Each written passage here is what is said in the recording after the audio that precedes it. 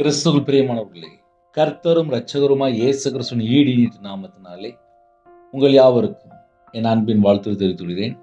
தேவன் அருளை அப்பம் பிரேயர் மினிஸ்டர் மூலியமாக உங்களோடு சந்திப்பதில் மிகுந்த மகிழ்ச்சி அடைகிறேன். தினம்தோறும் அதிகால வேளையிலே பரிசுத்த வேதாந்தத்திலிருந்து ஒரு பகுதியை நாம் தியானித்து நம்முடைய குடும்ப பாதுகாப்பிற்காக நாம் ஜெபித்து வருகிறோம். அதிகால வேளையிலே அபிஷேகங்களை பெற்றுக்கொள்ள, தேவனுடைய கிருபை பெற்றுக்கொள்ள புதிய நாளிலும் இணைந்திருங்கள். லூக்கா 8ஆம் அதிகாரம் 22 முதல் 25 ஆகிய வசனங்கள். பின்பு ஒரு நாள் அவர் தமது சீசரோட கூட படவில் ஏறி கடலின் அக்கறைக்கு போவோம் வாருங்கள் என்றார்.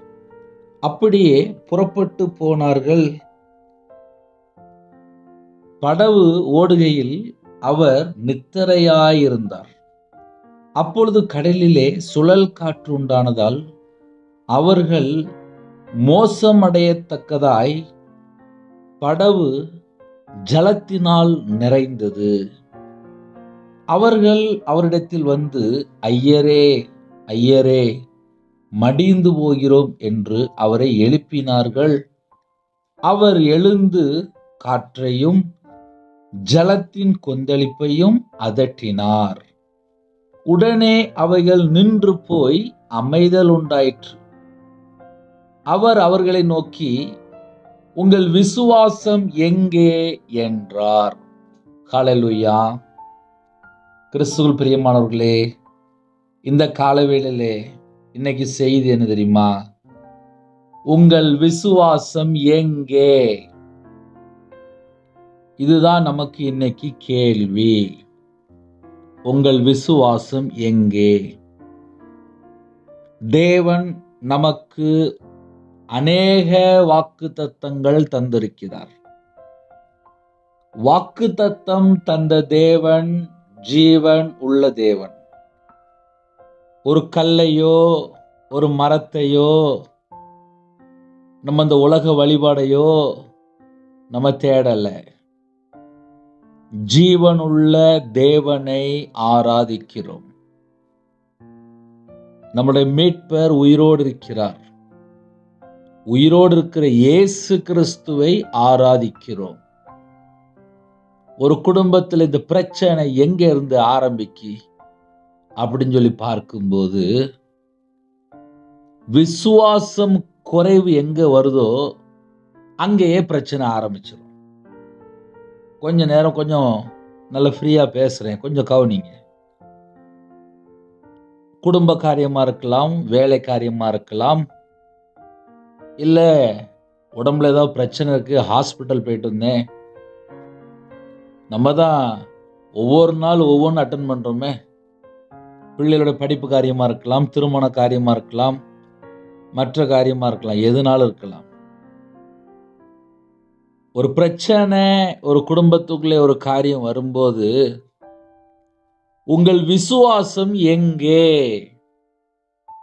இன்னைக்கு நிறைய தடவை இந்த ஒரு பாயிண்ட் தான் நம்ம மறுபடியும் தியானிக்க போயிடும். உங்கள் விசுவாசம் எங்கே?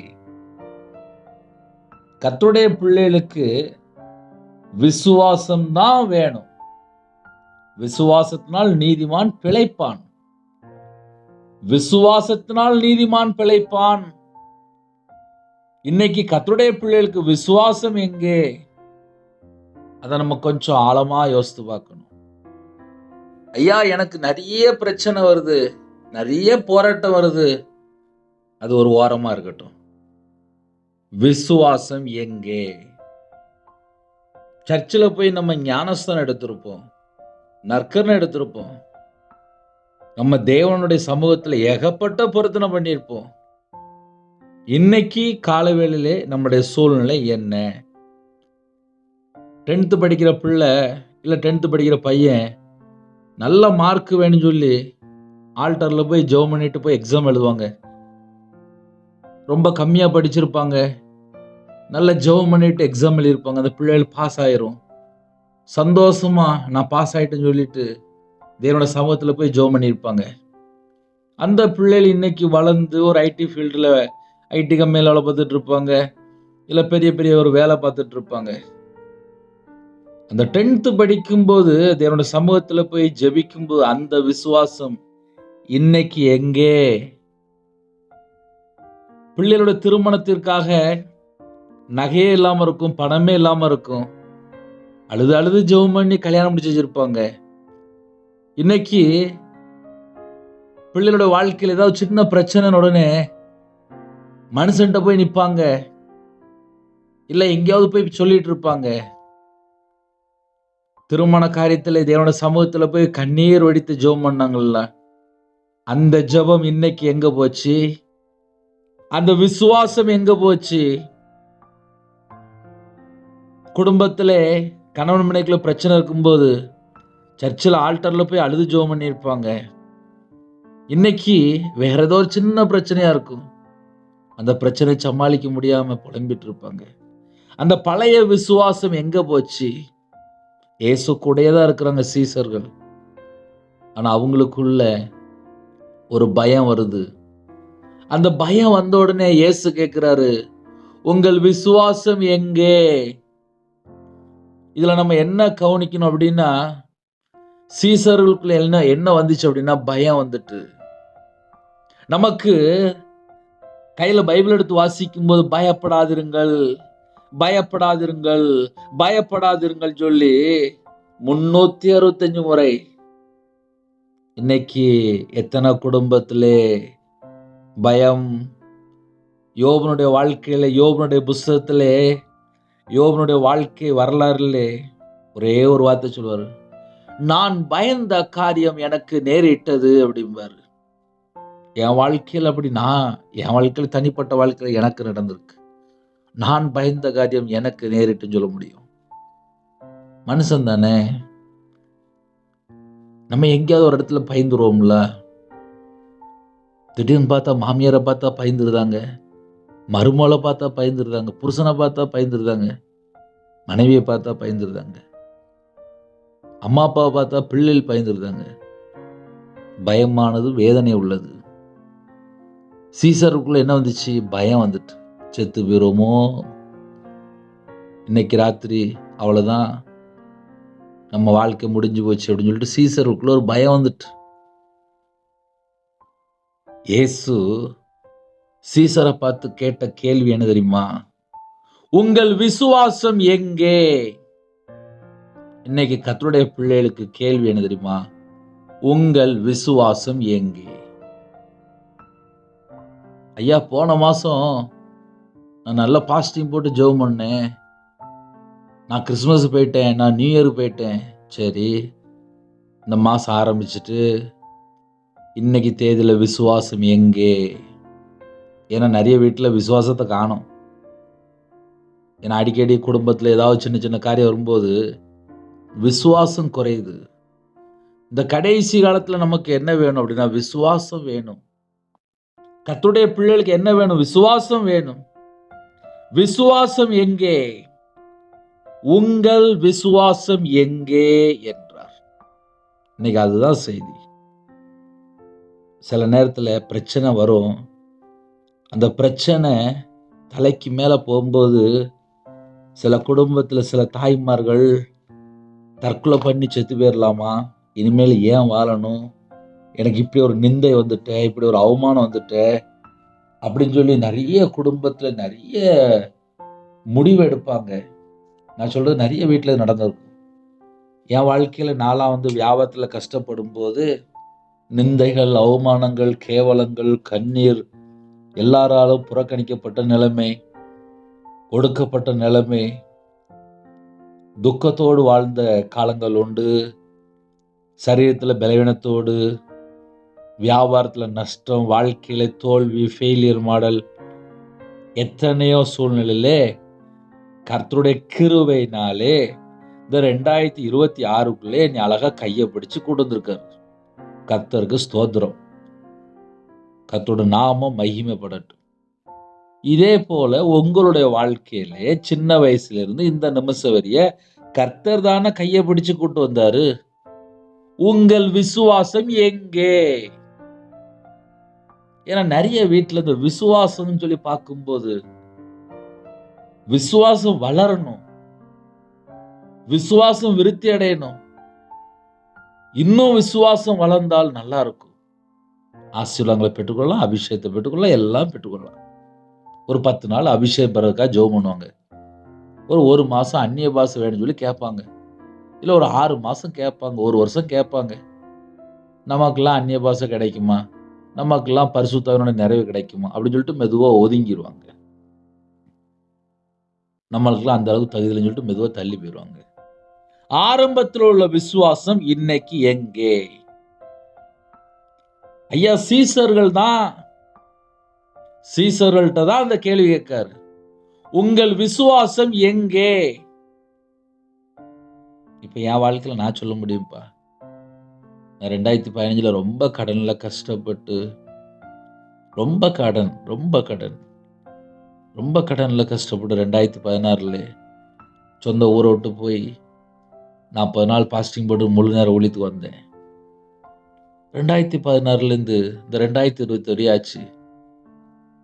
கண்ணின் மணியை போல பத்திரமா பாதுகாத்தாரு. சொல்றதுக்குலாம் ஒண்ணுமே இல்லை. கிருபை அவ்வளவுதான், இரக்கம் அவ்வளவுதான், தயவு அவ்வளவுதான், அனுகிரக காலம் அவ்வளவுதான். கொரோனாக்கு அப்புறம் தாண்டி ஊழியம் பண்ணிட்டு இருக்கோம். கிருபை.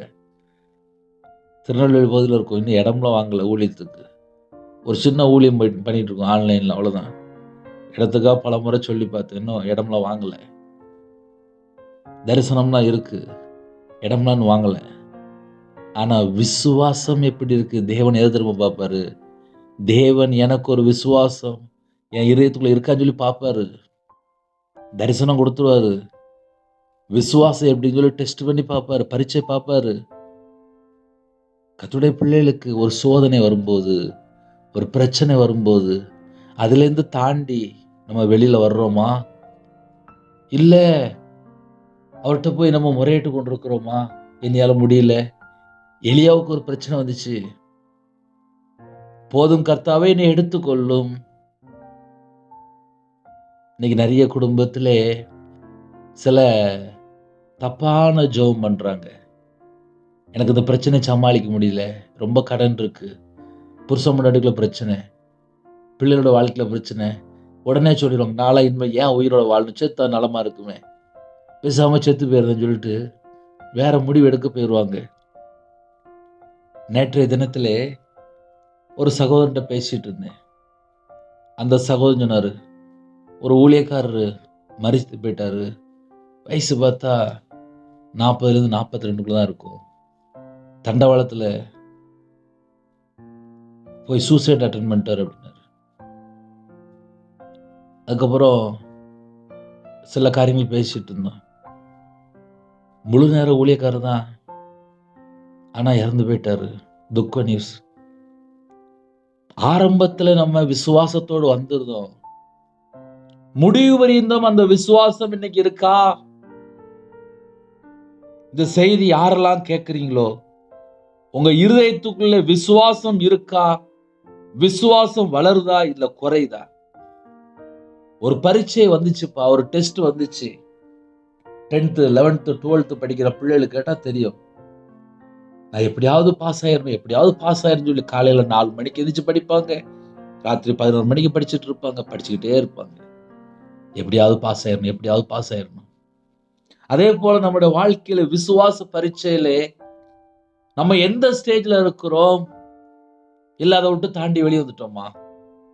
குடும்பத்துல யாராவது சொந்தக்காரங்களோ, இல்ல வீட்டுல பக்கத்து வீட்லயோ, இல்ல ஏதோ ஒரு சின்ன பிரச்சனையோ, ஒரு போராட்டமோ, ஒரு சண்டையோ, இல்ல ஒரு பகையோ, ஒரு விரோதமோ, ஒரு வைராக்கியமோ, ஒரு கசப்போ எங்கேயாவது ஒரு இடத்துல முளைச்சிட்டு அப்படின்னா நம்ம விசுவாசம் எப்படி இருக்கு?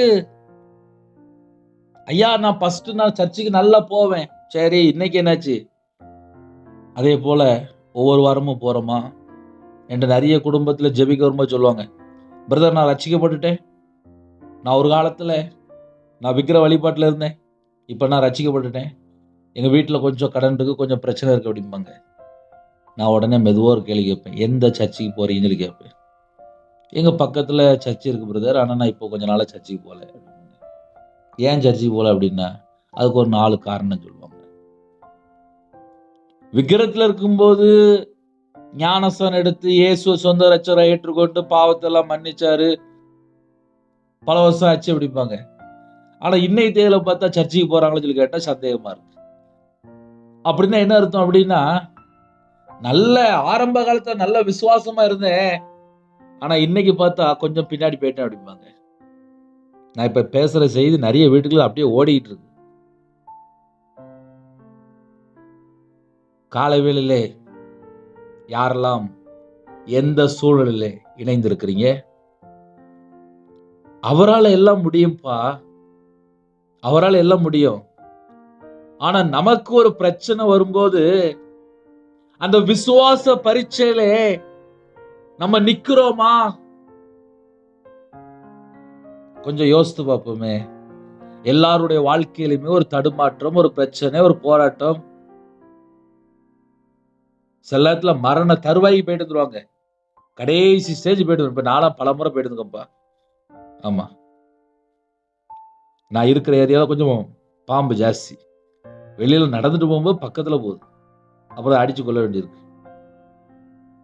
இதெல்லாம் ஏன் சொல்றேன் அப்படின்னா, நம்ம ஒவ்வொரு நாளும் விசுவாச பாதையில போயிட்டு இருக்கோம். நித்திய ஜீவன் தருவேன் என்பது அவர் நமக்கு செய்த வாக்குத்தத்தம். இந்த விசுவாசம் நமக்குள்ள இருந்தாதான், பெருகிட்டே இருந்தாதான் நம்ம நித்திய ஜீவனுக்குள்ள போய் சேர முடியும். காலேப்பு குறித்து தேவன் நமக்கு எப்படி சாட்சி கொடுக்கிறார்? வேறே ஆவி உடையவனாய் இருந்தான். இன்னைக்கு நமக்குள்ள என்ன ஆவி இருக்கு? எப்ப பார்த்தாலும் சந்தேகம், எப்ப பார்த்தாலும் அவிசுவாசம், எப்ப பார்த்தாலும் கர்த்தரை விட்டு தள்ளி போற நிறைய தேவையில்லாத வார்த்தைகள். இந்த காலவேளையிலே தேவனால் எல்லாம் செய்ய முடியும். சீசர்களுக்குள்ள ஒரு பயம் வந்துட்டு, நம்ம இன்னைக்கு அவ்வளவுதான், முடிஞ்சு போச்சு. உடனே ஐயரே ஐயரேன்னு சொல்லி அவர் எழுப்புறாங்க. நம்ம வாழ்க்கையிலே நம்ம எந்த ஸ்டெப்ல நிக்கிறோம்? பயப்பட்டுட்டு நிக்கிறோமா? இல்ல முடியாத பொசிஷன்ல நிக்கிறோமா? நம்முடைய விசுவாசம் எப்படி இருக்கு? விசுவாச பரீட்சையில நம்ம எப்படி இருக்கிறோம்? இயேசு நம்மளுடைய படகுல இருக்கிறார். நம்முடைய வாழ்க்கையில இயேசு கிறிஸ்து இருக்கிறார். நம்ம இருதயத்துக்குள்ள இயேசு கிறிஸ்து இருக்கிறார். நாம் சொந்த ரட்சகரா இயேசு கிறிஸ்துவை நம்ம என்னைக்கு ஏற்றுக்கொண்டோமோ அன்னையில இருந்து இயேசு நம்ம கூட தான் வந்துட்டு தான் இருக்கிறார். அதுல எந்த சந்தேகமும் கிடையாது. அதுல எந்த சந்தேகமும் கிடையாது. அவர் நமக்கு நிறைய வாக்குத்தத்தம் பண்ணியிருக்கார். நிறைய வாக்குத்தத்தம். இதோ உலகத்தின் முடிவு வரையும் சகல நாட்களிலும் நான் உங்களுடனே கூட இருக்கிறேன் என்றார். இதெல்லாம் வாக்குத்தத்தம் தானே. இதோ உலகத்தின் முடிவு வரையும் சகல நாட்களிலும் நான் உங்களுடனே கூட இருக்கிறேன் என்றார். ஆமென். மத்தேயு சுவிசேஷம் 28ஆம் அதிகாரம் கடைசி வசனம்.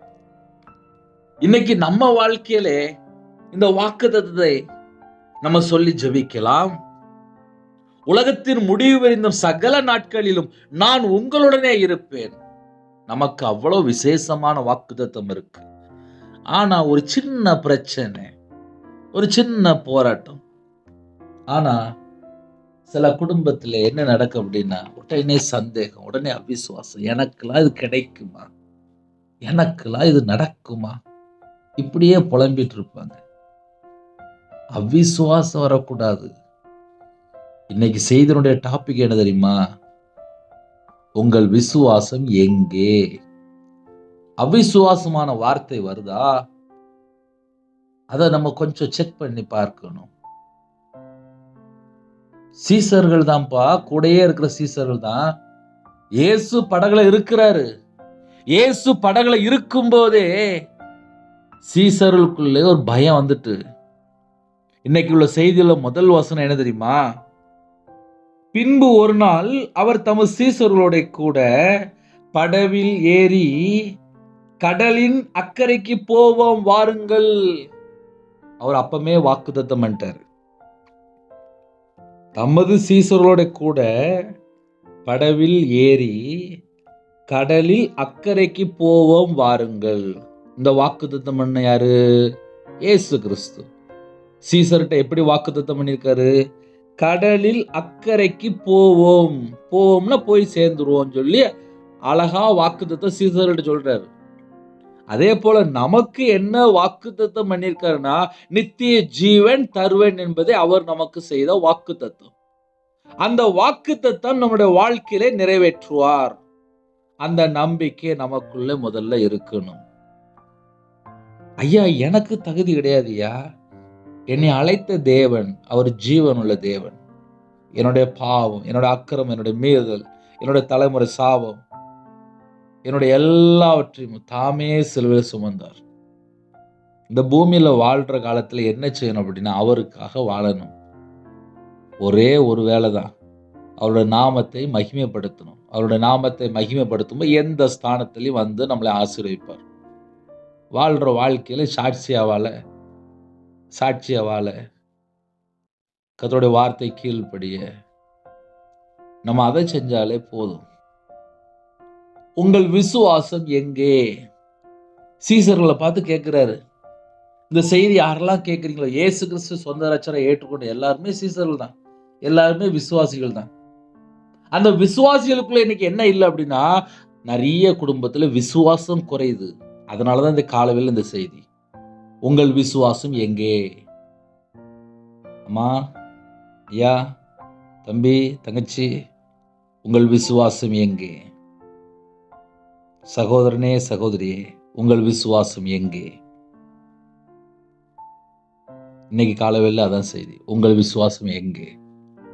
நம்ம படகுல இயேசு கிறிஸ்து கூட இருக்கும்போது அது எவ்வளவு பெரிய அலை வரட்டுமே, எவ்வளவு பெரிய கொந்தளிப்பு வரட்டுமே, எவ்வளவு சுழல் காற்று வரட்டுமே, எவ்வளவு பெரிய பிரச்சனை வரட்டுமே, அக்கறைக்கு போவோம் வாருங்கள்.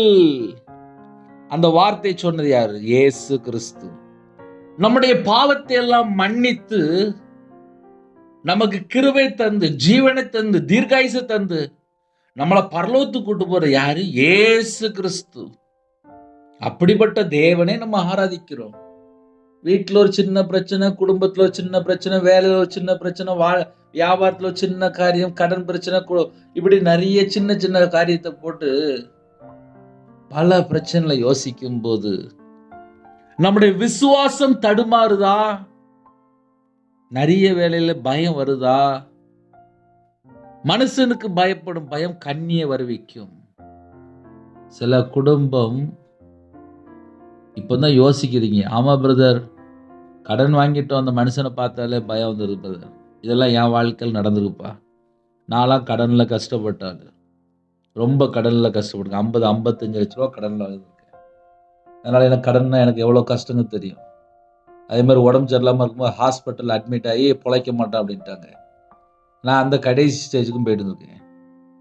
மாந்திரியத்தில், பில்லி சூனியத்தில், ஏவலில், விக்கிரத்துக்கு பணம் கொடுத்து, சொந்த காசுல சூனியம் மாதிரி என் கையாலே பணம் கொடுத்து என்னை ஏமாத்திருக்காங்க. 13 லட்சம் ஏமாத்திருக்காங்க. நமக்கு பின்னாடி ஏகப்பட்ட சத்துரு இருக்கு. சத்துருக்களுக்கு நடுவில் தான் அபிஷேகம். அப்ப அபிஷேகம் பண்ணி தான் நம்மளை வழி நடத்துறாரு. கிருபையும் சத்தியமும் நம்மளை தொடரும். கிருபை நன்மை நம்மளை தொடரும். நம்ம கர்த்தரோடு இருக்கணும், அவ்வளவுதான். நம்ம இருதயத்துக்குள்ள தேவனோட வார்த்தை இருந்துச்சு அப்படின்னா அவர் நமக்குள்ளதான் இருக்கிறார். நம்ம பல வேளையில ஏன் நமக்கு பயம் வருது அப்படின்னா, மனுஷனுடைய சத்தத்தை கேட்கும்போது ஒரு பயம் வருது, கூட இருக்கிறவங்கள பார்க்கும்போது ஒரு பயம் வருது. இதெல்லாம் நம்ம வாழ்க்கையில உள்ள காரியங்கள். நம்ம யார்கிட்ட அதிகமா பேசுறோமோ அவங்க மூலியமா பயம் வருது, அவங்க மூலியமா பிரச்சனை வருது. டெய்லி ஒரு 2 மணி நேரம் 3 மணி நேரம் உட்காந்து கதை பேசுவாங்க. லாஸ்ட் வம்பா போயிரும். அப்புறம் ரெண்டும் ஒரு நாள் சண்டை போட்டு கிடக்கும். என்ன காரணம்? அடிக்கடி உன் அயலான் வீட்டுக்கு காலை வைக்காத. அடிக்கடி போனா சண்டை தான் வரும். நமக்கு 24 மணி நேரத்துல பைபிள் வாசி ஜெபிக்கிற ஏகப்பட்ட காரியம் இருக்கு. தேசத்துக்காக ஜெபிக்கலாம், அழிந்து போற ஆத்துமக்களுக்கு ஜெபிக்கலாம், சீசர்களுக்காக ஜெபிக்கலாம், ஊழியர்களுக்கு ஜெபிக்கலாம், சுவிசேஷம் அறிவிக்கலாம், எத்தனையோ வேலை இருக்கு. ஆனா நம்ம என்ன யோசிச்சுட்டு இருப்போம்? சின்ன பிரச்சனையை உட்காந்து பெருசா உட்காந்து யோசிச்சுட்டு இருப்போம். நாளைக்கு பார்த்தா அந்த காரியம் இருக்காது, என்னையோட முடிஞ்சு போயிடும். ஹல்லேலூயா. உங்கள் விசுவாசம் எங்கே? இயேசு கூட தான் இருக்காரு படகுல. கடலின் அக்கறைக்கு போவோம் வாருங்கள் சொன்னது இயேசு தான். சீசர் கூட தான் எல்லாரும் படகுல போயிட்டு இருக்கிறாங்க. படகுல என்ன நடந்துச்சு அப்படின்னா 23ஆம் வசனத்திலே, படகு ஓடுகையில் அவர் நித்திரையாயிருந்தார். அப்பொழுது கடலிலே சுழல் காற்று உண்டானதால், படகுல இப்ப என்ன வந்துட்டு அப்படின்னா சுழல் காற்று வந்துட்டான்ப்பா. அவர்கள் மோசமடையத்தக்கதாய் படகு ஜலத்தினால் நிறைந்தது. சிம்பிளா சொல்லணும் அப்படின்னா, படகுல கொஞ்சம் தண்ணி உள்ள வந்துட்டு ஒரு பெரிய ஒரு சுழல் காற்று வந்துட்டு. சுழல் காற்று அப்படின்னா அந்த அளவுக்கு பெரிய ஒரு பிரச்சனை. எப்படி கடல் எப்படி பெருசா இருக்கோ, சுழல் காற்று எப்படி சுத்திக்கிட்டே வருதோ, அதே போல சில பிரச்சனைகள் சுத்திட்டே வந்த மாதிரி நிற்கும். ஆனா அந்த சுழல் காற்று எவ்வளவு நேரம் அப்படின்னு சொல்லி பார்த்தா, அது ஒரு இடத்துல இருக்காது. இந்த இடத்துல சுழல் காற்று சுத்துற மாதிரி இருக்கும். 2 நாள் 3 நாள் கழிச்சு பார்த்தா அது வேற ஏரியா கிளம்பி போயிடும். இப்படிதான் ஒரு மனுஷனோட வாழ்க்கையில சில பிரச்சனைகள் ஒரு 2 நாள் 3 நாள் பெருசா இருந்த மாதிரி இருக்கும். அப்புறம் பார்த்தா அது நம்மளை விட்டு தள்ளி போயிடும். ஆனால் நமக்குள்ள இந்த பயம் எப்போ வருதோ, நடுக்கம் எப்போ வருதோ, வேதனை எப்போ உருவாகுதோ, அப்பந்தான் நமக்கு மரண பயம் வந்துடும். 24ஆம் வசனத்திலே, அவர்கள் அவரிடத்தில் வந்து ஐயரே ஐயரே மடிந்து போகிறோம், ஐயரே ஐயரே மடிந்து போகிறோம், செத்து போகிறோம் அப்படின்னு ஒரு வார்த்தை சொல்றாங்க. மடிந்து போகிறோம்னா அதான் அர்த்தம், செத்து போகிறோம். ஏன்னா சுழல் காற்று வந்துட்டு, படகுல கொஞ்சம் தண்ணி வந்துட்டு, கொஞ்சம் பிரச்சனை வந்துட்டு, எங்களுக்கு போராட்டம் வந்துட்டு, சுழல் காற்று வந்து எங்களை சுத்திட்டு எங்களை அடிச்சு கொண்டு விடும் போல இருக்கு, நாங்க செத்து போயிரும் போல இருக்கு, ஐயரே ஐயரே மடிந்து போகிறோம். இன்னைக்கு நிறைய வீட்டில் பிரச்சனை வந்த உடனே புலம்பிடுவாங்க, கண்ணீர் வடிச்சிருவாங்க. அதே பிரச்சனை தான். கூட இருக்கிற சீசர் தான்ப்பா, ஐயரே ஐயரே மடிந்து போகிறோம், செத்து போகிறோம் என்று அவரை எழுப்பினார்கள். அவருக்கு தெரியாதா? அக்கறைக்கு போவோம் வாருங்கள் என்று சொன்ன தேவனுக்கு தெரியாதா? எனக்கு நித்திய ஜீவன் தருவேன் என்று வாக்குத்தத்தம் பண்ணியிருக்காரு. என்னைய பரலோகத்துல கொண்டு போய் சேர்ப்பேன்னு சொல்லி எனக்கு வாக்குத்தத்தம் பண்ணியிருக்காரு. அவருக்கு தெரியும் என் வாழ்க்கையில என்ன நடக்கு, என்ன உபத்திரம் நடக்கு, என்ன பிரச்சனை நடக்கு, எந்த போராட்டம் இருக்கு, குடும்பத்தில் என்ன தேவை இருக்கு, எவ்வளவு பணம் வேணும், என்ன வேணும், நாளைக்கு என்ன வேணும். இப்ப நானே சொல்ல முடியும், ஒரு சபை தரிசனம் இருக்கு, அதுக்கு பணம் வேணும், அதுக்கு இடம் வேணும், ஒரு சபையை கட்டணும். எனக்கு தரிசனம் கொடுத்தா தேவனுக்கு தெரியும், அது அவரே நடத்தி தருவார். தேவன் நடத்தி தருவார். யாரெல்லாம் அந்த செய்தி கேட்குறீங்களோ, ஒரு நாள் சபை ரன்னிங்கில் இருக்கும்போது எல்லாரும் வாங்க, வந்து பார்க்க வாங்க, திருநெல்வேலி பகுதிக்கு வாங்க. இடமெல்லாம் பார்த்தாச்சு, பல லட்சங்கள் தேவைப்படுது, அவ்வளோதான். அது என்னைக்கு வருமோ அன்னைக்கு அந்த இடத்த முடிச்சுட்டு அப்புறம் சபை ஆரம்பிக்கும். ஒரு குடும்பத்திலே தேவன் ஒரு தரிசனம் கொடுத்தாரா, அக்கறைக்கு போவோம் வாருங்கள் என்று உங்களை அழைச்சாரா, உங்களுக்கு பரலோகத்துக்கு கூட்டு போய் சொல்லி கூப்பிட்டாரா, தேவன் நடத்துவார். ஐயா வீட்டில் ரொம்ப பிரச்சனையா இருக்கு, குடும்பத்தில் ரொம்ப போராட்டமா இருக்கு, அவருக்கு தெரியாதா? அவருக்கு தெரியுமா தெரியாதா? நமக்கு பைபிள் என்ன ஃபார்முலா போட்டிருக்கு? முதலாவது தேவனோட ராஜ்யத்தையும் அவருடைய நீதியும் தேடுங்கள், அப்பொழுது இவைகள் எல்லாம் உங்களுக்கு கூட கொடுக்கப்படும். எக்ஸாம்பிளுக்கு நானே சொல்றேன், எனக்கு ரொம்ப கையில் பைபிள் எடுத்து வாசலாம் பழக்கம் இல்லை. எனக்கு எல்லாரும் போல ரொம்ப தெரியாது. நான் எடுத்து விட்டு தான் கையில் பைபிள் எடுத்து வாசித்தேன். ஒரு நாளைக்கு 7 மணி நேரம் 8 மணி நேரம் உட்காந்து வாசிப்பேன். என் வீட்டம்மாலாம் சில நேரத்தில் வந்து பார்ப்பா, காலையில் 3 மணி 4 மணிலாம் ஆயிருக்கும். நான் பேசாமல் கையில் பைபிள் எடுத்து உட்காந்து வாசிச்சுட்டு இருப்பேன். அந்நிய பாஷை கிஃப்ட் கொடுத்தாரு, அது ஒரு ஸ்பெஷல் கிஃப்ட் கொடுத்தாரு. ஊழியத்தில் அபிஷேகம் பண்ணி அழைச்சார், மறுபடியும் அபிஷேகம் பண்ணார். இதெல்லாம் ஏன் உங்களுக்கு சொல்லித்தரேன் அப்படின்னா, என்னை அழைத்த தேவன் உண்மை உள்ள தேவன். என்னை அக்கறைக்கு போவோம் வாருங்கள், அக்கறைக்கு போவோம் வாருங்கள் அப்படின்னு என்ன அர்த்தம் அப்படின்னா, நம்மளை கூட்டு போறதுக்கு தானே இயேசு கிறிஸ்து வந்தாரு. இந்த பூமியில இயேசு கிறிஸ்து எதுக்கு வந்தாரு? எல்லாரையும் மன்னித்து பரலோகத்துக்கு கூட்டு போகணும். நம்மளை மீட்டெடுக்கணும், நம்மளை ரட்சிக்கணும். உலக ரட்சகரா வெளிப்பட்டாரு. நம்மளை மீட்டு எடுப்பாரு, நம்மளை பரலோகத்துக்கு கூட்டு போறாரு. அவருக்கு தெரியும் நம்மளை எந்த நேரத்துல மீட்டெடுக்கணும். அவருக்கு தெரியும் நம்ம என்ன பிரச்சனை இருக்கும். அவருக்கு தெரியும் இன்னைக்கு காலையில எந்த சூழ்நிலை. அவருக்கு தெரியும். தேவனுக்கு தெரியும். நம்மளை உருவாக்குற தேவனுக்கு தெரியும். அக்கறைக்கு போவோம் வாருங்கள். அவர் நம்மளை கையை பிடிச்சு பரலோகத்துக்கு கூட்டு போயிடுவாரு. அதெல்லாம் கரெக்டாக நடக்கும். எந்த மிஸ்டேக் வராது. மனசும் கூட சொல்லிட்டு அடுத்த நாள் பார்த்தா உயிரோட இருப்பானு தெரியாது. நம்மளை அழைத்த தேவன் உண்மை உள்ள தேவன். அழகா சொல்றார் யோவான்ல. யோவான் 15ஆம் அதிகாரம் 16ஆம் வசனம் அழகா சொல்றார். நீங்கள் என்னை தெரிந்து கொள்ளவில்லை, நான் உங்களை தெரிந்து கொண்டேன். அந்த வேர்ட் மறுபடியும் சொல்றேன். நீங்கள் என்னை தெரிந்து கொள்ளவில்லை, நான் உங்களை தெரிந்து கொண்டேன்.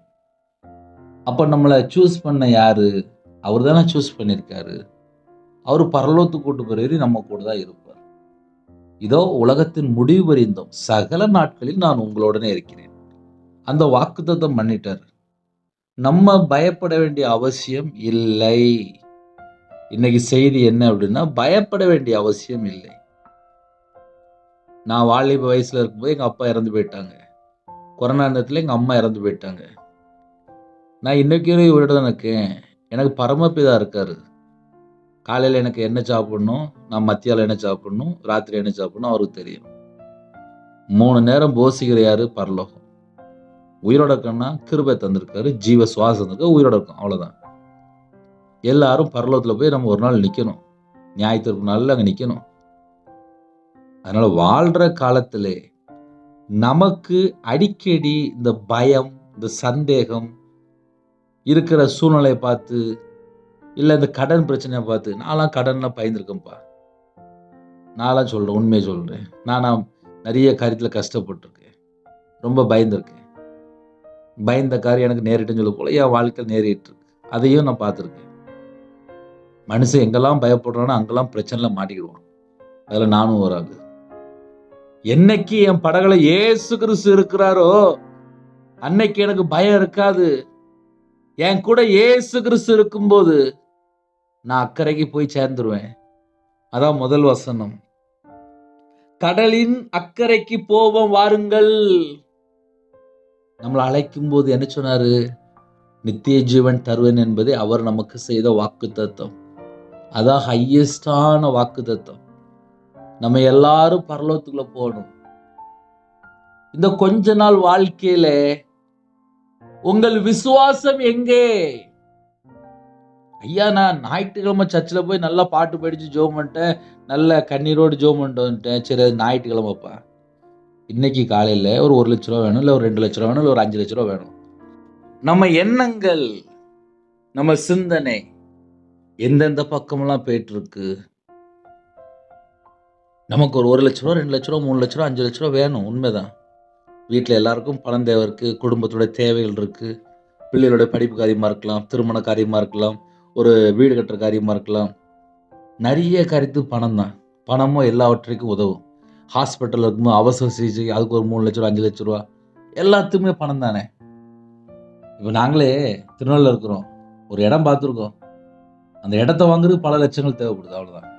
அப்படின்னு என்ன அர்த்தம்? அப்படின்னா எல்லாத்துக்கும் பணம் தான். ஆனால் தேவன் தரிசனத்து மூலியமாக அழைத்து கொண்டு போகும்போது அவருக்கு தெரியும். இதே போலதான் உங்க வாழ்க்கையில உங்க கூட தேவன் எப்படி பேசிட்டு இருக்கிறாரோ அதே போல உங்களை பத்திரமா அழைத்து கொண்டு போவார். அண்ணே, குடும்பத்துல ரொம்ப பிரச்சனைண்ணே, என் கணவர் சரியில்லை, என் பிள்ளைகள் சரியில்லை, இப்படி நம்ம நிறைய பாயிண்ட் சொல்லுவோம். கொரோனா நேரத்துல ஒவ்வொரு குடும்பத்திலும் மரண பயம் இருந்துச்சு. அந்த மரண பயத்திலிருந்து நம்மளை வெளியில கொண்டு வந்தாரா இல்லையா? யோசித்து பாருங்க. கொரோனா நேரத்தில் 2 வருஷமா பிள்ளைகள் படிக்கவே இல்லை. அவ்வளவுதான், பிள்ளைகளோட வாழ்க்கை முடிஞ்சு போச்சுன்னு நான் நினைச்சேன். கொரோனா வந்து இப்படி பிள்ளைகளோட வாழ்க்கையில இப்படி படிக்க முடியாம போச்சு அப்படின்னு சொல்லி யோசித்தேன். மறுபடியும் இப்ப எல்லா ஸ்கூல்லையும் எல்லா பிள்ளைகளும் படிச்சுட்டு இருக்கு. அப்படின்னு என்ன அர்த்தம்? நம்ம யோசித்து பார்ப்போம், அவ்வளவுதான் கொரோனா வந்துட்டு வாழ்க்கை முடிஞ்சு போச்சு அப்படின்னு நினைப்போம். ஆனா மறுபடியும் ஒரு விடுதலை, மறுபடியும் கிருபையின் காலத்துல போயிட்டு இருக்கிறோம். அதுல இருந்து வெளியில கொண்டு வந்து நம்மளை யூஸ் பண்ணிட்டு இருக்காரு. ஒரு பிரச்சனை, ஒரு போராட்டம் வந்துச்சு, ஒரு சுழல் காற்று வந்துச்சு, ஏகப்பட்ட பேர் லட்சக்கணக்கில் கோடிக்கணக்கில் செத்து போயிட்டாங்க. ஆனா மறுபடியும் பார்த்தா ஜனங்கள் பெருகிட்டு தான் இருக்கிறாங்க. மறுபடியும் பார்த்தா ஏகப்பட்ட இடத்துல கல்யாணம் முடிஞ்சு, ஏகப்பட்ட இடத்துல பிள்ளைகள், குட்டி குட்டி பிள்ளைகள். மறுபடியும் தேசத்தை ஆசீர்வதிச்சிருக்காரு. தேவனுக்கு தெரியும் காலம் கடைசி தான். நம்ம கடைசி நேரத்துல தான் வாழ்ந்துட்டு இருக்கோம். ஆனா நமக்கு என்ன தெரியுமா வேணும்? உங்கள் விசுவாசம் எங்கன்னு சொல்லி கேட்டார்ல, அதுதான் இன்னைக்கு நமக்கு செய்தி. நம்முடைய விசுவாசம் இன்னைக்கு எப்படி இருக்கு என்ற சில தாய்மார்கள் பேசும்போது, சில சகோதரமார் பேசும்போது, குடும்பத்துடைய சூழ்நிலையா இருக்கலாம், இல்லை வீட்டினுடைய காரியமா இருக்கலாம், அவங்க பேச்சிலே தெரியும் அந்த ஒரு பயம் கலந்து, ஒரு வேதனை கலந்து, ஒரு குழப்பத்தோடு, ஒரு கலக்கத்தோடு இருப்பாங்க. உங்களை அழைத்த தேவன் உண்மையுள்ள தேவன். பயப்பட வேண்டிய அவசியம் இல்லை. பிரதர், வீட்டில் ரொம்ப பிரச்சனை பிரதர், குடும்பத்துக்குள்ள எதுவுமே சரியில்லை, தேவனுக்கு தெரியாதா? உங்களை அழைத்த தேவனுக்கு தெரியுமா தெரியாதா?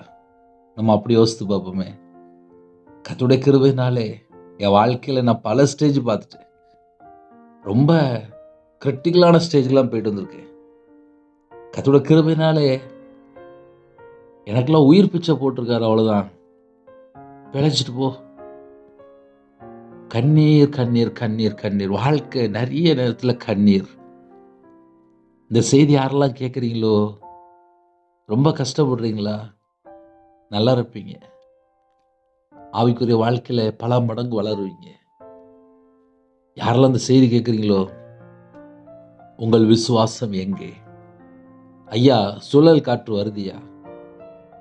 படகு அப்படியே தண்ணியா நிரம்புதியா? நாங்கள் செத்து போயிடுவோம். அந்த அளவுக்கு பிரச்சனை தான் சீசர்களுக்கு. ஆனால் சீசர்கிட்ட முதல்ல ஒரு வாக்குத்தத்தம் பண்ணிட்டார். அந்த வாக்குத்தத்தம், அந்த வேர்டு மறந்துட்டாங்க. பின்பு ஒரு நாள் அவர் தமது சீசரோட கூட படவில் ஏறி, படகுல ஏறிட்டாரு, கடலின் அக்கறைக்கு போவோம் வாருங்கள் அப்படின்னாருல. நான் உங்களை கொண்டு போய் கரை சேர்ப்பேன்ப்பா, என் கூட வாங்க அப்படின்னாருல. அந்த தேவனை தான் நம்ம ஆராதிக்கிறோம். நம்ம பிரச்சனையோடு இருக்கும்போது தான் இயேசுவை தேடணும். சில குடும்பத்துல வியாதியோடு இருக்கும்போது இயேசுவை தேடி இருப்பாங்க.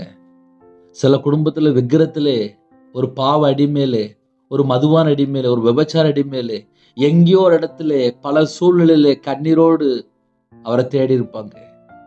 அந்த பிரச்சனையிலிருந்து வெளியில கொண்டு வந்த தேவனுக்கு கடைசி வரிய உங்களை பரலோகத்துல கொண்டு போய் சேர்க்கறதுக்கு அவருக்கு தெரியும். இருக்கிற பிரச்சனையை பார்த்து நம்ம யோசிக்க வேண்டிய அவசியமே இல்லை. காலைல தூங்கி எழுந்திரிச்சாச்சா, ஸ்தோத்திரம் ஸ்தோத்திரம் ஸ்தோத்திரம். அப்பா உமக்கு ஸ்தோத்திரம்ப்பா, எனக்கு இந்த நாளை தந்ததுக்காக ஸ்தோத்திரம்ப்பா, புது கிருபை தாங்கப்பா, நான் பிதாவின் சித்தம் செய்யணும்ப்பா, பரிசுத்த ஆவியான கீழ்ப்படியணும்ப்பா, உங்க நாமத்தை நான் மகிமைப்படுத்தணும், எனக்கு கிருபை தாங்க. அப்படி கேளுங்க. அப்போ நமக்கு கொஞ்சம் சார்ஜ் ஏறும். சில பிரச்சனைகளை பார்க்கும்போது, இப்போ நடக்கிற காரியங்களை பார்க்கும்போது, குடும்ப காரியத்தை பார்க்கும்போது நமக்கு சில நேரத்தில் சோர்வு வந்துருது. கர்த்தருடைய பிள்ளைகள் விசுவாசத்தோடு போயிட்டே இருக்கணும். சீசருக்குள்ள ஒரு சின்ன ஒரு பயம் வந்துட்டு, எப்படி தெரியுமா?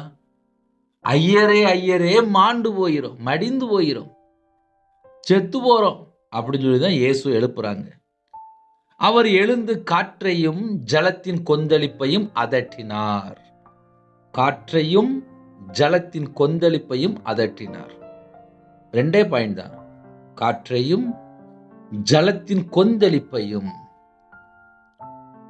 அதட்டினார். உடனே அவைகள் நின்று போய் அமைதல் உண்டாயிற்று.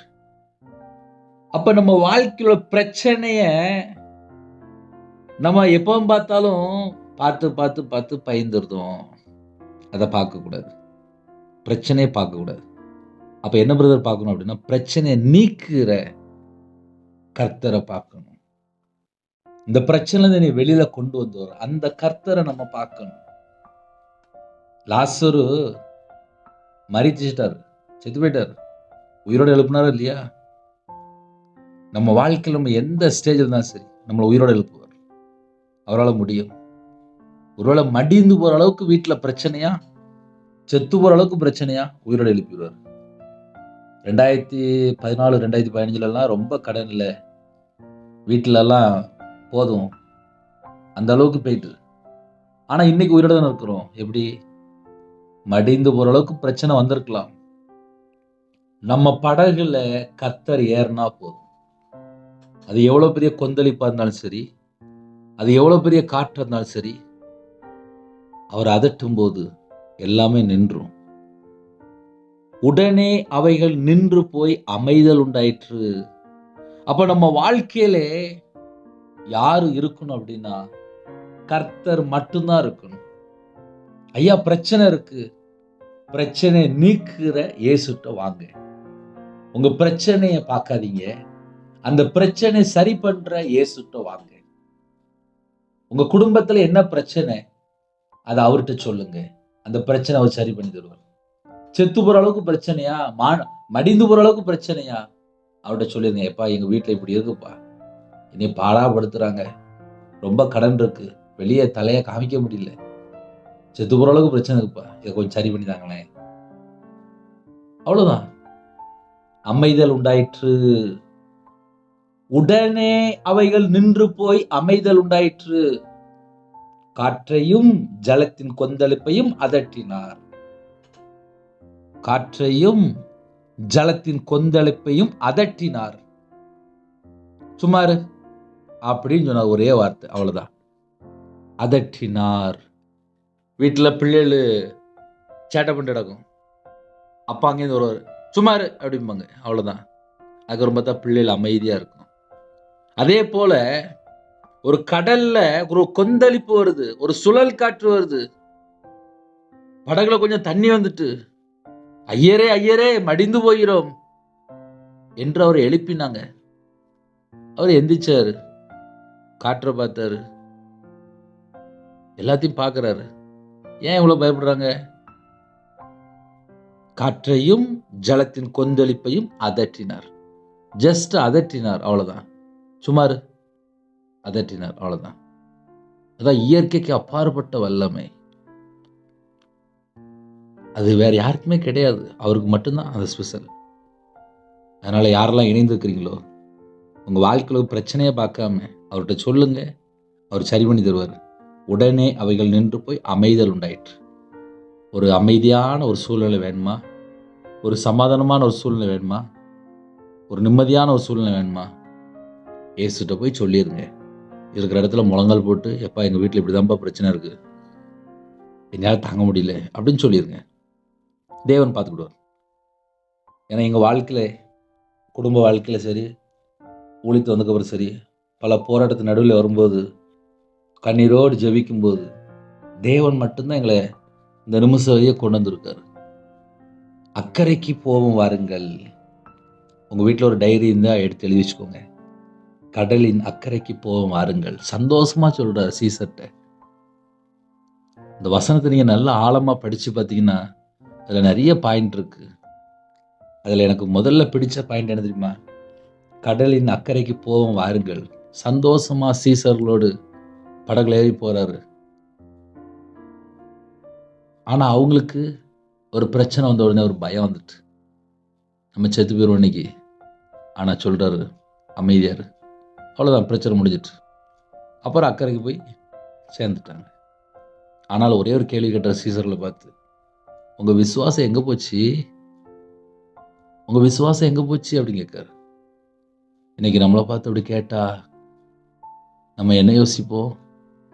நம்ம விசுவாசம் எப்படி இருக்கு, நம்ம விசுவாசம் எப்படி இருக்கு அப்படியே யோசித்து பாருங்க. நிறைய வீட்டில் விசுவாசத்தை தான் காணோம். வீட்டில் பிரச்சனை வந்த உடனே, குடும்பத்தில் வாழ்க்கையில் பிரச்சனை வந்த உடனே இந்த விசுவாசம் அடிக்கடி குறையுது, அடிக்கடி குறையுது. கர்த்தர் மேல வச்ச விசுவாசம் எப்படி இருக்கு? அதனால யாரெல்லாம் எந்த செய்தி கேட்டீங்களோ, விசுவாசத்துல குறையக்கூடாது. ரொம்ப பிரச்சனையா இருக்கா, போய் அழுது ஜெபம் பண்ணு, தப்பு இல்லை. மடிந்து போடுற அளவுக்கு பிரச்சனை இருக்குப்பா, கொஞ்சம் அதட்டுங்க, அவர் அதட்டுவார். அப்புறம் அமைதல் தான். ஹல்லேலூயா. நம்ம படகுல இயேசு இருக்கிறார். கடலின் அக்கறைக்கு போவோம் வாருங்கள். அந்த வேர்டு எனக்கு ரொம்ப பிடிச்சிருச்சு. கடலின் அக்கறைக்கு போவோம் வாருங்கள். நம்மளை எங்க கூட்டு போறாரு? நித்திய ஜீவனுக்குள்ள கூட்டு போறாரு. நித்திய காலமாக அவரோட வாழ போறோம். நித்திய காலமாக இயேசு கிறிஸ்துவோட நம்ம வாழ போறோம். இந்த பூமியில கொஞ்ச நாள் பிரச்சனைலாம் இது அப்படியே டக்குன்னு முடிஞ்சு போயிடும். நான் 2015 கையில் பைபிள் எடுத்து வாசிக்க ஆரம்பிச்சேன். 2026 ஆயிட்டு. இப்பவுமே 10 வருஷம் முடிஞ்சு போச்சு. அதனால டக்குன்னு லைஃப் முடிஞ்சு போயிடும். வீட்டில் உள்ள குடும்பத்தில் மற்ற காரியங்கள் இதெல்லாம் போட்டு ரொம்ப யோசிக்காம நேரம் கிடைக்கும் போல கையில் பைபிள் எடுத்து வாசிங்க. ஒரு சின்ன ஜெபம் பண்ணி முடிப்போமா? கண்களை மூடி நாம் ஜெபம் செய்வோம். அன்பின் கர்த்தாவே, நன்றியோடு துதிக்கிறோம்ப்பா. எங்க எல்லாரோட நீங்க பேசுனீங்கப்பா. உமக்கு நன்றி செலுத்திடும்ப்பா. இந்த நாளைக்கான கிருபைக்காக நன்றி செலுத்திடும்ப்பா. அக்கறைக்கு போவோம் வாருங்கள். எங்க கூட நீங்க வாரீங்கப்பா. எங்க வாழ்க்கையில சில நேரத்துல விசுவாசம் குறைஞ்சிட்டு எங்களை மன்னிச்சிருங்கப்பா. காற்றையும் ஜலத்தின் கொந்தளிப்பையும் அதற்றுகிற தேவனா இருக்கிறீங்க. உண்மை நன்றியோடு துதிக்கிறோம்ப்பா. எவ்வளவு பெரிய பிரச்சனையா இருந்தாலும் அது எல்லாவற்றையும் ஒரு இமை பொழுதுல மாற்றுகிற தேவனா இருக்கிறீங்கப்பா. உடனே அவைகள் நின்று போய் அமைதல் உண்டாயிற்று. உங்க பிள்ளைகளோட வாழ்க்கையில ஒரு சமாதானம், ஒரு நிம்மதி வேணும்ப்பா. தாங்கப்பா. பொறுமையா கேட்டாங்க. பிள்ளைகளை ஆசீர்வதிங்க. ஜெப அபிஷேகம் தாங்க, துதிக்கிற அபிஷேகம் தாங்க, வேதத்தை தியானிக்கிற அபிஷேகம் தாங்க. பரிசுத்தவரால் நிரப்புங்க, அக்னி அபிஷேகத்தால் நிரப்புங்க, கனிகளால் நிரப்புங்க, வரங்களால் நிரப்புங்க, கிருபையின் வரங்களால் நிரப்புங்க, ஞான வரங்களால் நிரப்புங்க, தீர்க்க தரிசன வரங்களால் நிரப்புங்க. சுவிசேஷ அறிவிக்க கிருபை தாங்க. எழுப்புதலுக்காக ஜெபிக்கிறாங்க. ஜெப அபிஷேகம் தாங்க. அக்னி பற்றி பிடிக்கட்டும்ப்பா. கர்த்தரோட அக்னி பற்றி பிடிக்கட்டும். காலை வேளையில் சிறுபிள்ளை முதல் கொண்டு முதியோர் எல்லாரையும் உங்களுடைய ஜீவனுக்கு அப்படின்னு நீங்க உங்க பிள்ளைகளோட புறப்பட்டு போங்க. யாரெல்லாம் எந்த சூழ்நிலையிலே மடிந்து போகிறோம், ஐயரே மடிந்து போகிறோம் என்று எந்த குடும்பத்திலே புலம்பிக் கொண்டிருக்கிறாங்களோ, உங்க பிள்ளைகளோட நீங்க புறப்பட்டு போய் எல்லா உபத்திரத்தையெல்லாம் மாற்றி ஆசீர்வதிங்க. அமைதல் உண்டாக்குங்கப்பா. விசுவாசம் விருத்தி அடையணும். எங்களுக்கு கிருபை தாங்க. விசுவாச ஆவியெல்லாம் நிரப்புங்க. விசுவாச வரங்களால் நிரப்புங்க. விசுவாச கனிகள்லாம் நிரப்புங்க. எங்க வாழ்க்கையில விசுவாசம் குறையக்கூடாதுப்பா. விசுவாசம் அதிகமான கிருபை தாங்கப்பா. பிறந்த நாள், திருமண நாள் யாரெல்லாம் கொண்டாடுறாங்களோ இந்த வருஷத்திலே 1000 மடங்கு நன்மைகளை பெற்றுக்கொள்ளும் கிருபை தாங்கப்பா. ஆசீர்வதிங்க. சரீரத்தில் பலவீனத்தோடு படுத்த படுக்கையில், ஹாஸ்பிட்டல், அவசர சிகிச்சையில் எந்த நாட்டுக்குள்ள இருக்காங்களோ கர்த்தருடைய கரம் பிள்ளைகளை தொட்டு சுகமாக்கட்டுப்பா. ஒவ்வொரு குடும்பத்தும் சுகத்தை தாங்க, தீர்க்காயுசாங்க, பரிபூர்ணமாக ஆசீர்வதிங்க. கையின் கீழ் ஆசீர்வதிங்க, அப்பத்தின் தண்ணீர் ஆசீர்வதிங்க. கடனில் கஷ்டப்படுற எல்லா உபத்திரத்தையெல்லாம் மாற்றி தாங்க. நல்ல வேலை தாங்க, வீடு கட்ட கிருபை தாங்க, ஆசீர்வதிங்க. சொந்தமாக பிசினஸ் பண்ண கிருபை தாங்க. விவசாயம் பார்க்குறாங்க, விவசாயத்தில் மீதம் எடுக்கிற கிருபை செய்யுங்க. வெளியில் புறப்படுற எல்லா குடும்பத்தையும் கர்த்தர் கூட ஆசீர்வதிங்க. அப்பா, தமிழ்நாட்டில் சிஎம்காக அப்பா உங்களுடைய பாதத்தில் அர்ப்பணிக்கிறப்பா. கர்த்தர் ஆசீர்வதிங்க. தேசத்தில் உள்ள தலைவருக்காக ஸ்தோத்திரம்ப்பா. கவர்மெண்ட்ல யாரெல்லாம் வேலை பார்க்குறாங்களோ எல்லாரும் உங்களுடைய கருத்தை அர்ப்பணிக்கிறோம்ப்பா. கர்த்தர் கூட ஆசீர்வதிங்க. இந்த நாளிலும் சரீரத்தில் பலவீனத்தோடு படுத்த படுக்கையில் யாரெல்லாம் இருக்கிறாங்களோ கர்த்தர் பரிபூர்ணமாக சுகமாக்கித்தாங்க. கற்பத்தின் எஜுபிரம் கர்த்தர் மனம் இருங்க. மாசமா இருக்காங்க, கர்த்தர் ஆசீர்வாத கிருபைக்காக நன்றி. டெலிவரி போறாங்க, கர்த்தர் கூட இருங்க. திருமணத்துக்கு ஆயத்தமா இருக்குங்க, ஏற்ற துணை தந்த ஆசீர்வதி. படிக்கிற பிள்ளைகள் ஃபர்ஸ்ட் ரேங்க் எடுக்கணும்ப்பா. கர்த்தர் கிருபை செய்யுங்க. ஜெபிக்கிற எல்லா குடும்பத்தையுமே ஆசீர்வச்சிருங்க. திருமணம் முடிந்ததுக்கப்புறம் கர்த்தர் விட்டு எங்கெல்லாம் தள்ளி போனாங்களோ இந்த நாளிலே மறுபடியும் உயிர்ப்பிக்கப்படணும்ப்பா.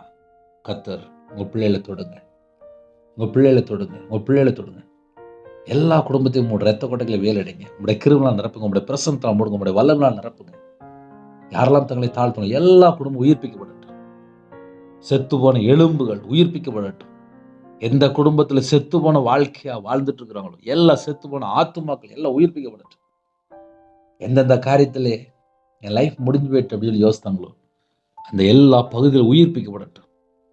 இந்த நாள் முதல் கொண்டு எங்க படகுலே கர்த்தர் இருக்கிறீங்கப்பா. எங்களுக்கு நீங்க மட்டும்தான்ப்பா. எங்களுக்கு நீங்க மட்டும்தான்ப்பா. உங்க கரத்தில் அர்ப்பணிக்கிறோம்ப்பா. எல்லா குடும்பத்தையும் ஆசீர்வதிங்க. உங்க நாம மகிமைப்படட்டும். அப்புறஜன்மான ஊழியக்காரன்ப்பா. தேவன் அருளிய அப்பா மனுஷனுக்கு ஒரு இடம் தர போறீங்க. ஸ்தோத்திரம்ப்பா. உண்மை நன்றியோடு துதிக்கிறோம், சொல்கிறோம்ப்பா. யாரெல்லாம் இணைந்திருக்காங்களோ நாங்கள் எல்லாரும் ஒருமனப்பட்டு ஜெபிக்கிறோம்ப்பா. கர்த்தர் இடத்தை ஆசீர்வதித்து எங்களுக்கு வாங்கித்தாங்க. கர்த்தர் பொறுப்படுத்துவங்க. உங்கள் கரத்தில் அர்ப்பணிக்கிறோம். இணைந்திருக்கிற எல்லா குடும்பத்தையும் கர்த்தர் ஆசீர்வதிச்சிருங்க. சந்ததி பழகி பெறணும்ப்பா. வெளிநாட்டில் இருக்காங்க, இருக்கிற இடத்துல பாதுகாப்பா அப்போ ஆசீர்வதிங்க. எல்லா குடும்பத்தையும் பாதுகாத்துக்கலாம். எல்லா குடும்பத்தையும் வேலை அடைத்து ஆசீர்வதிங்க. உங்கள் கரத்தில் அர்ப்பணிக்கிறோம். இயேசு கிறிஸ்துவின் பிதாவே ஆமென். தேவனுக்கு அமையுண்டதாக. கர்த்தர் தாமே உங்களை உங்கள் குடும்பத்தையும் சகல காத்திலும் சம்பூர்ணமாக திருப்தியாக கர்த்தர் கொடுத்து ஆசீர்வதிப்பாராக ஆமென். கர்த்தராகிய இயேசுவின் கிருபையும் பிதாவாகிய அன்பும் பரிசுத்தனோட ஐக்கியம் இப்பொழுதும் எப்பொழுதும் சதா காலங்களிலும் நம்ம அண்ணன் கொடுப்பதாக ஆமென். கிறிஸ்துவுக்குள் பிரியமானவர்களே, திருநெல்வேலி பகுதியில் இடம் வாங்கறதுக்காக ஜெபித்து கொண்டிருக்கோம். எங்களுக்காக ஜெபித்து God bless you. 9363064181 நம்பர் உண்டால் உங்களுக்காக குடும்பத்துக்காக ஜெபிப்போம். God bless you.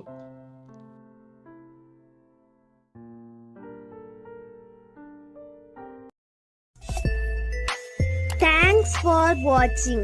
Please subscribe our channel. Click the like and share. Click the bell. God bless you.